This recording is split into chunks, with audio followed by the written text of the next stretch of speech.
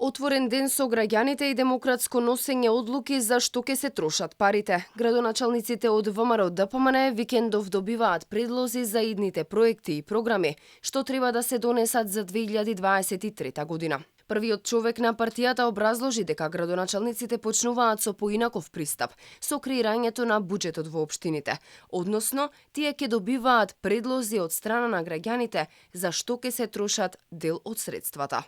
Онаму каде што има општини со градоначалници од ВМРО ДПМН, најпрвен се отчетавме пред граѓаните, дадовме отчет за тоа што е сработено од минатогодишните локални избори до овој октомври, ноември, би рекол, една година од мандатот, во услови на тешка економска криза, во услови на голема обструкција од страна на централната влада, а сега веќе ги отвараме општините да можат граѓаните самите да дадат предлози. Според градоначалникот на општина Бутел Дарко Костовски, ВМРО ДПМН е била народна партија и секогаш заедно со народот ги носела одлуките, што не е случај со другите политички партии. Директно партиципирање со една непосредна демократија, тоа е граѓаните на општина Бутел можат директно да учествуваат во создавање на буџетот за 2023 година за општина Бутел.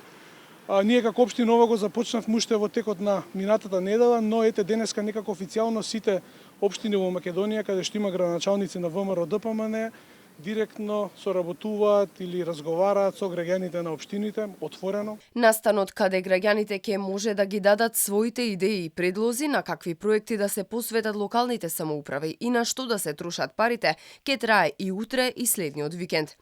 Градоначалниците од таборот на ВМРО ДПМН претходно дадоа отчет за сработеното во првата година од нивниот мандат и се пофалија дека голем дел од ветените проекти веќе биле реализирани.